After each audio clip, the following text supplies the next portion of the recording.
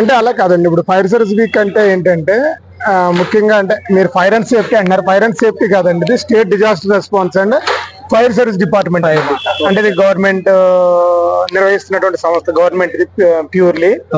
ఇప్పుడు మన fire service week లో ఏం చేస్తుంటాం, ఆల్ సొసైటీలో ఉన్నటువంటి ఆల్ డివిజన్ ఆఫ్ పీపుల్స్ ని మనం ఈ ఫైర్ గురించి అవేర్ చేస్తాం అనమాట. అంటే ఏంటంటే ఫైర్ ప్రమాదం ఎప్పుడు కూడా మన చిన్నగానే మొదలవుతుంది. అంటే ఎంత పెద్ద ప్రయాణం అనేది ఒక అడుగుతో మొదలైనప్పుడు ఎంత పెద్ద అగ్ని ప్రమాదం అనేది చాలా చిన్న స్పార్క్ నుంచే మొదలవుతుంది.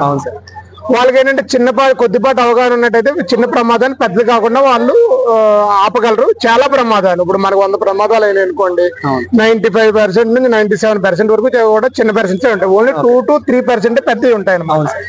అది ఇప్పుడు ఏంటంటే మనం ఈ ఇనిషియల్ స్టేజ్ లోనే ఈ ప్రమాదాన్ని అరికట్టినట్టయితే ప్రమాదం పెద్ద కాకుండా ఉంటుంది.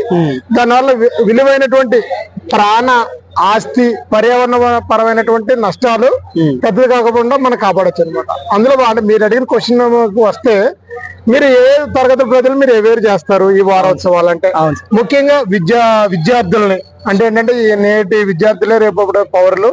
దట్ అవేర్నెస్ గురించి కనుక వాళ్ళకి చిన్న వయసులోనే అవగాహన ఉందంటే వాళ్ళ లైఫ్ స్పాన్ అనేది చాలా చాలా ఎక్కువ ఉంటుంది. కాబట్టి వాళ్ళ లైఫ్ లో ఈ విధమైన సంఘటనలు ఎప్పుడు ఎదురైనా సరే వాళ్ళు చాలా ఈజీగా దాన్ని ఫేస్ చేయగలరు. ఆ ఉద్దేశం మీద ఎడ్యుకేషన్ ఇన్స్టిట్యూషన్కి వెళ్ళి వాళ్ళకి చేయడం జరుగుతుంది. తర్వాత రెసిడెన్షియల్ ఎవరైతే ఈ రెసిడెన్షియల్ అపార్ట్మెంట్ లో కానీ స్లమ్ ఏరియాస్ లో కానీ నివసించేటువంటి ప్రజలు ఉంటారో వాళ్ళ దగ్గరికి కూడా వెళ్ళి ఫైర్ గురించి అవగాహన ఇవ్వడం జరుగుతుంది. తర్వాత ముఖ్యంగా ఎవరైతే ఇండస్ట్రీస్ లో పనిచేస్తారో వాళ్ళకి కూడా ఖచ్చితంగా ఫైర్ గురించి అవగాహన ఉండాలి. కాబట్టి ఇండస్ట్రీస్కి వెళ్ళి ఒకరోజు వాళ్ళకి అవేర్నెస్ ప్రోగ్రామ్ ఇవ్వడం జరుగుతుంది. తర్వాత ఏంటంటే ఎక్కువగా ఫోకస్ అయ్యేటటువంటి విషయం ఏంటంటే హాస్పిటల్ ఒకరోజు గవర్నమెంట్ జనరల్ హాస్పిటల్ అడిగాము, వాళ్ళు కూడా ఒప్పుకున్నారు. ఒకరోజు హాస్పిటల్కి వెళ్ళి హాస్పిటల్లో తీసుకోవాల్సిన జాగ్రత్తలు ఏంటి, ఏమైనా ఫైర్ ఇన్సిడెంట్ కానీ లేదా ఏదైనా అన్వాంటెడ్ థింగ్స్ హాస్పిటల్లో జరిగినప్పుడు మనం వాళ్ళని ఎలాగా సేవ్ చేయాలి, వాళ్ళంతటా వాళ్ళు ఎలా సర్వైవ్ అవ్వాలి చేయడం జరుగుతుంది.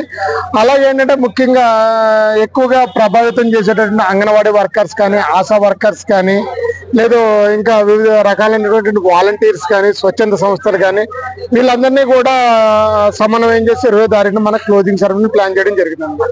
ఇలా ఏంటంటే సొసైటీలో ఉన్నటువంటి ఆల్ సెక్షన్ ఆఫ్ పీపుల్స్ ని మనం ఇన్వాల్వ్ చేస్తూ ఫైర్ గురించి అవగాహన పెంచడం జరుగుతుంది.